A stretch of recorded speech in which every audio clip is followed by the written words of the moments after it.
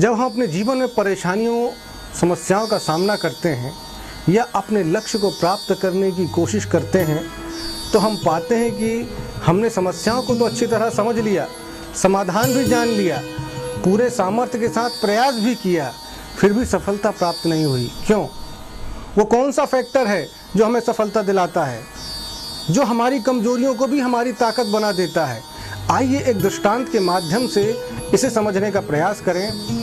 हम सब ने संगीत सम्राट तानसेन का नाम सुना है।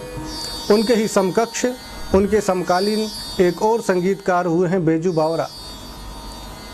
बैजू बावरा ने संगीत में तानसेन को हराया था, पर वह प्रतिस्पर्धा कैसे हुई, उसका रिजल्ट कैसे निकला, वहाँ कौन सा वो फैक्टर काम किया जिसने बैजू बावरा को जिता दिया? आइए जानते हैं। तानसेन को अपने ज्ञान पर अहंकार हो गया था। वे प्रतिस्पर्धा रखते थे कि जो भी व्यक्ति उन्हें हराएगा उसे शाही संगीतकार बना दिया जाएगा और जो हार जाएगा उसे मृत्यु प्राप्त हो जाएगी। इस तरह अनेकों लोगों को अपनी जान से हाथ धोना पड़ा। ऐसे में बैजू बावरा, इन्होंने तानसेन को हराने का निश्चय लिया। अब तानसेन को हराना है तो तानसेन जितना ज्ञान होना आवश्यक है। अब ज्ञान कहाँ से आएगा? और उतना ही ज्ञान जितना तानसेन को है, तो उसके लिए तानसेन के गुरु के पास ही जाना पड़ेगा। तो जिन खोजा तिन पाइयां गहरे पानी पैठ, संत हरिदास को पाया। बैजू बावरा ने संत हरिदास को खोज लिया। वो तानसेन के भी गुरु थे। हरिदास ने भी बैजू बावरे को अपना शिष्य स्वीकार किया, क्योंकि वो भी चाहते थे कि तानसेन अहंकार को छोड़े।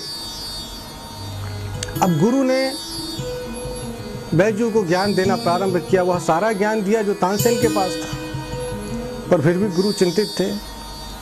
बोले, भाई देख, मैंने तुझे तो सारा ज्ञान दे दिया और वह सारा ज्ञान दिया है जो तानसेन को भी दिया है, पर तानसेन को हराने के लिए तुझे उससे ज़्यादा ज्ञानी होना पड़ेगा, तुझे उससे कुछ ज़्यादा आना चाहिए। पर मैंने तुझे ज़्यादा तो दिया नहीं, जितना उसे दिया उतना तुझे दिया। मैंने अपना जितना ज्ञान था सब दोनों को बांट दिया है। तो बैजू ने कहा, गुरुदेव, मुझे सिर्फ आपका आशीर्वाद चाहिए, आशीर्वाद से मैं तानसेन को हरा सकता हूँ। बैजू ने गुरु को प्रणाम किया और जाकर तानसेन को से प्रतिस्पर्धा करने लगे। जब दोनों की प्रतिस्पर्धा चल रही थी, कोई किसी से हार मानने को तैयार नहीं। तानसेन का जवाब बैजू के पास था, बैजू का जवाब तानसेन के पास था। बहुत समय गुजर गया, दोनों का कुछ निर्णय नहीं हो पाया। बैजू ने तानपुरा चलाते चलाते अपने सितार का एक तार को तोड़ दिया। अब उस तार के टूटने से जो ध्वनि निकली वो बड़ी संगीतमय ध्वनि थी, बड़ी सुमधुर ध्वनि थी। तानसेन को ये समझ में नहीं आया कि ये क्या हुआ। उसने भी बैजू को देखकर अपने तानपुरे का तार तोड़ दिया, परंतु उसमें से ध्वनि बेसुरी निकली। बैजू ने पुनः एक और तार तोड़ दिया, फिर उसमें से सुमधुर ध्वनि निकली।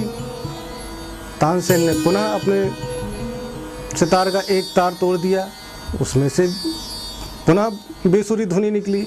इस तरह बैजू जब जब तार तोड़ते उससे से सुमधुर ध्वनि निकलती, और जब जब तानसेन तोड़ते तो उससे बेसुरे राग निकलते। अंत में बैजू को विजयी घोषित किया गया। यहाँ कौन सा फैक्टर काम किया? गुरु की कृपा। अरे तार के तोड़ने से सुमधुर या कर्कश आवाज निकले, ये तो कोई नहीं जानता है। जब कृपा होती है तो तार के टूटने से भी ध्वनि निकलती है। तो सबसे बड़ा फैक्टर है कृपा। अगर गुरु की कृपा हो, बड़े बुजुर्गों की कृपा हो, तो सारे समाधान हमारे काम आते हैं। अल्प प्रयास में भी वह समाधान हमारे कार्यों को पूर्ण कर देते हैं। अन्यथा हम पूरी मेहनत करते जाते हैं, फिर भी हमें समाधान प्राप्त नहीं होता है, फल प्राप्त नहीं होता है। इसलिए सबसे बड़ा फैक्टर है गुरु की कृपा।